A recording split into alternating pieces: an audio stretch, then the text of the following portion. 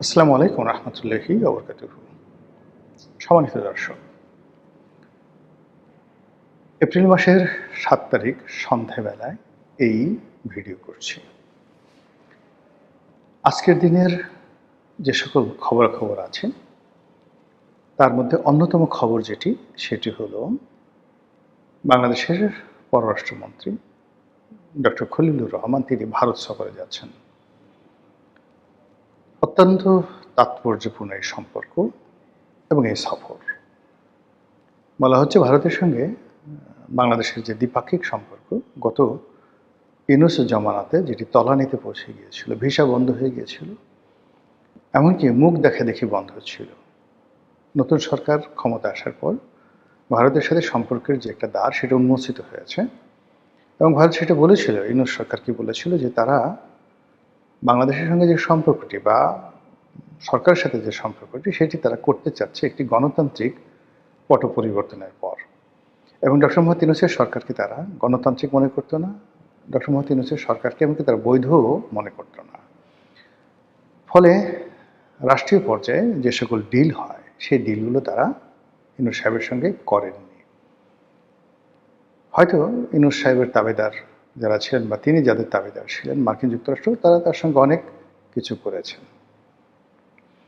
কিন্তু চীনের মতো রাষ্ট্র এবং ভারতের মতো রাষ্ট্র যারা দক্ষ, অভিজ্ঞ, তারা শুধুমাত্র সময় পাস করেছে। ডক্টর মোহাম্মদ ইউনূসকে অনেক আশ্বাস দিয়েছেন, তিনি বেজিং গেছেন, তার সঙ্গে কথাবার্তা বলেছেন, ভদ্রতা দেখিয়েছেন, কিন্তু কোনো টাকা দেননি, কোনো চুক্তি করেননি এবং কোনো সিদ্ধান্ত বা অনুসিদ্ধান্তে আসতে পারেননি। চীন তাকে ঝুলিয়ে রেখেছিল। অন্যদিকে ভারত যেটি করেছে সেটা হলো তাকে সরাসরি রিফিউজ করেছে।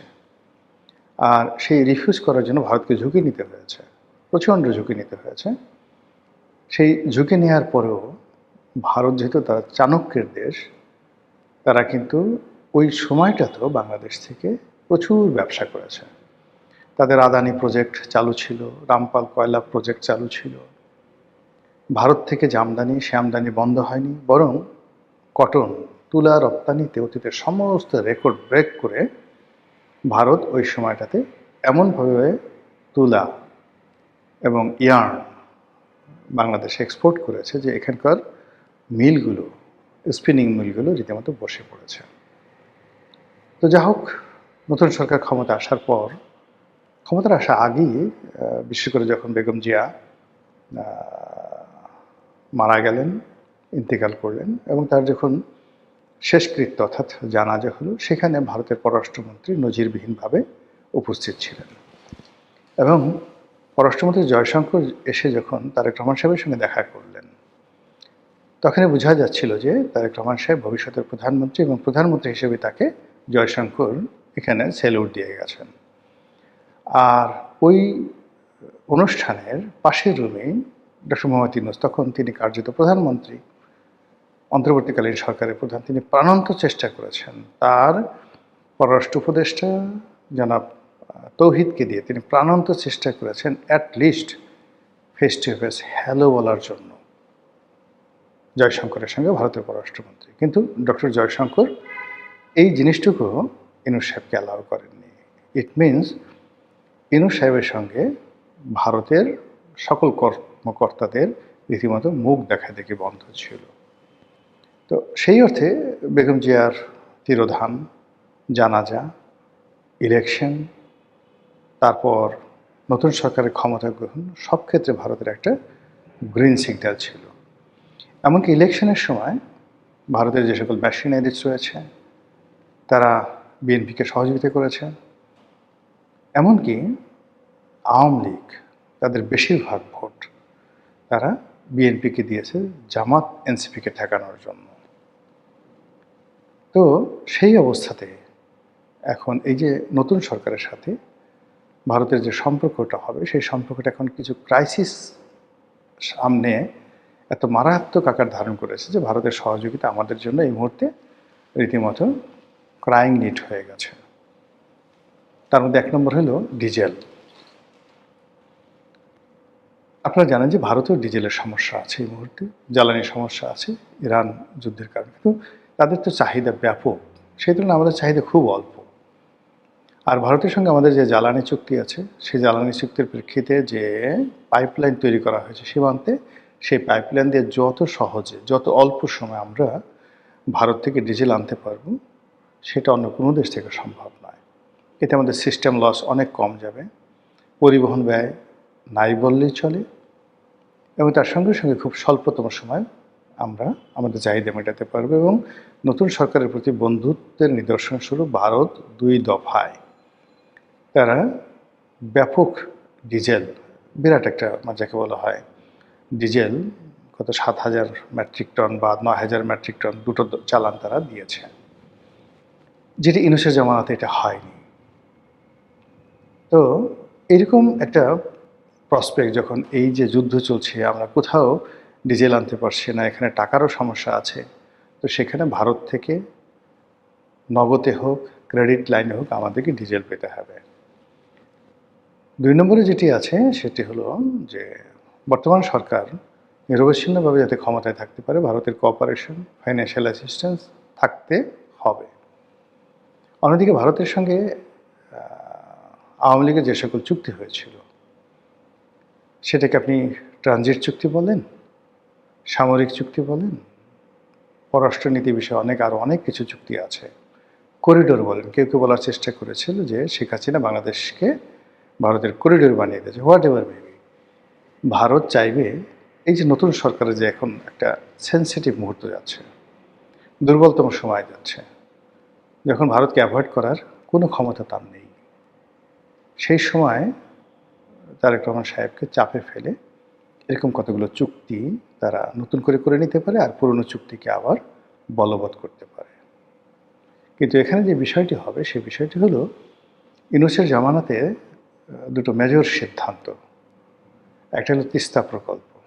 তিস্তা প্রকল্প নিয়ে চীনের সঙ্গে বাংলাদেশ অনেকটা দূর এগিয়ে গেছে। দ্বিতীয় হলো সৈয়দপুরে একটা বিশাল চীনের একটা বিনিয়োগ হবে, একটা বড় হাসপাতাল। তো হাসপাতালটা হলো প্রত্যক্ষ বা পরোক্ষভাবে সেখানে একটা চীন বিমান ঘাঁটি তৈরি করবে, যেটিকে বলা হচ্ছে এশিয়ার বৃহত্তম বিমান ঘাঁটি সৈয়দপুরে। দ্বিতীয় বিশ্বযুদ্ধের সময় কিন্তু এটা অনেক বড় বিমান ঘাঁটি ছিল। সরি, সৈয়দপুর না, এটা হলো, আমার নামটা এই মুহূর্তে মনে আসতেছে না, উত্তরবঙ্গের একটা জায়গাতে। তো যাই হোক, তো সেটাও চীন মোটামুটি অনেক দূর এগিয়ে গেছে। পরিবর্তিত পরিস্থিতিতে অবশ্যই ভারত প্রথমে বলবে যে প্রকল্পগুলো করা যাবে না, ওটা বন্ধ করতে হবে।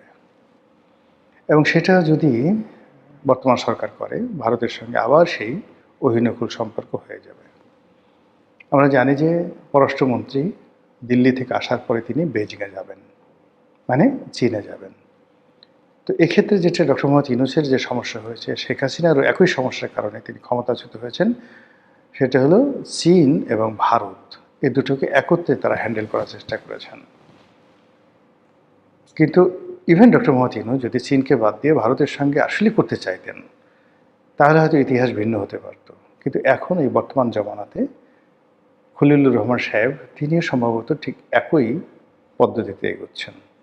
কোনো দেশের সঙ্গে শত্রুতা নয়, সবার সঙ্গে বন্ধুত্ব, চীনের সঙ্গে চলবে আর ভারতের সঙ্গে চলবে। সেটা বাণিজ্যিক ক্ষেত্রে হতে পারে, কিন্তু কৌশলগত মিত্রতা, মিলিটারি যে অ্যাগ্রিমেন্ট, সেটা যদি এই দেশের সাথে দুই দেশের সঙ্গে একত্রে করতে যায় এবং বাংলাদেশের ভূমি ব্যবহার করার ক্ষেত্রে ভারতকে যে প্রিভিলেজগুলো আওয়ামী লীগ আমলে দেওয়া হয়েছিল, ঠিক এর কিয়দাংশ যদি চীনকে দেওয়া হয়, যেটা চীন চাচ্ছে, তারা এই বাংলাদেশে তাদের উপস্থিতি তারা এনশিওর করতে যাচ্ছে, তছনছ হয়ে যাবে।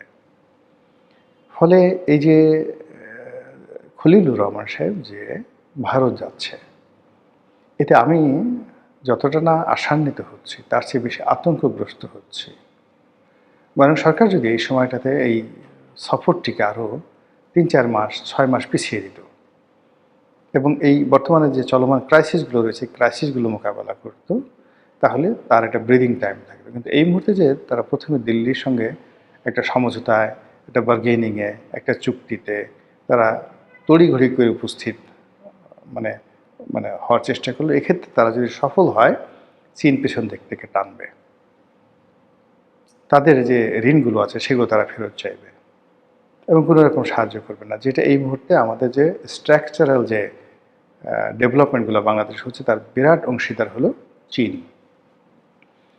এই বিপদ হয়ে যাবে। অন্যদিকে ভারতের কথা মতো যদি নতুন সরকার তারা ভারতের চাহিদা পূর্ণ করতে না পারে, দাবির সঙ্গে তারা সমঝোতা করতে না পারে, যেটাকে ইংরেজিতে বলা হয় কমপ্লাই করতে না পারে, তাহলে ডক্টর মোহাম্মদ ইউনূসের ভাগ্যে যা কিছু হয়েছে ঠিক সেম জিনিসটি হবে।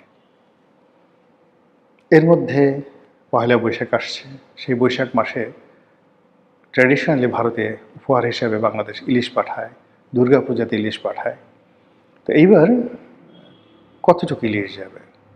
বিগত দিনের চেয়ে যদি অনেক অনেক বেশি যায়, ইভেন শেখ হাসিনার চেয়ে বেশি যায়, ধরে নেবেন যে তারেক রহমান সাহেব আসলে আওয়ামী লীগ জমানার সাথে বেশি আন্তরিকতা দিয়ে ভারতের সঙ্গে একটা বন্ধুত্ব করতে যাচ্ছে।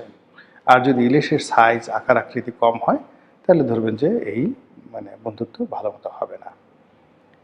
এর মধ্যে আর একটা ঘটনা ঘটে গেছে, সেটি হলো স্পিকার শিরীন শারমিন চৌধুরী, তাকে গ্রেপ্তার করা হয়েছে।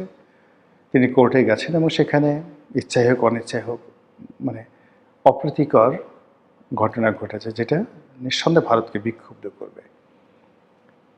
এই সময়টাতে যারা শিরীন শারমিন চৌধুরীকে লাইমলাইট এনেছেন, গ্রেপ্তার করেছেন, তাকে আদালতে হাজির করেছেন, যা কিছু করা হয়েছে, এটি মূলত সরকারের মধ্যে থেকে একটা গ্রুপ আত্মঘাতী সিদ্ধান্ত নিয়ে ভারতের সঙ্গে জনাব তারেক রহমান সাহেবের যাতে একটা ভালো সম্পর্ক না হয়, সেখানে একটা প্রশ্নবোধক চিহ্ন তৈরি করে দিল। শিরীন শারমিন গ্রেপ্তার হয়েছে, ভালো কথা, এটা আরও 2 দিন পরে হতে পারত। তিনি তো এতদিনই পর্দার আড়ালে ছিলেন, আরও 1 মাস থাকলে কি হতো? কিংবা খলিলুর রহমান সাহেব যদি ভারত থেকে ফেরত আসতেন, তারপরে হলে এটা কী এমন ক্ষতি হতো? কিন্তু সেই কাজগুলো করা হয়নি।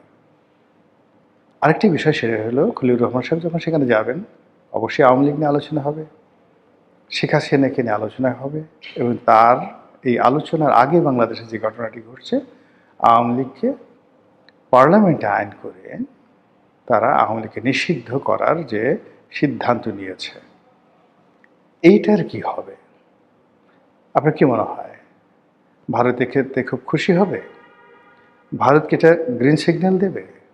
অথবা যদি এখন সরকার এই আইনটি পাশ করে, তখন ভারত এটাকে কিভাবে নেবে? আর যদি সরকার এই খলিলুর রহমান সাহেবের ফেরত আসার পরে এই আইন থেকে সরে আসে, তখন কি হবে?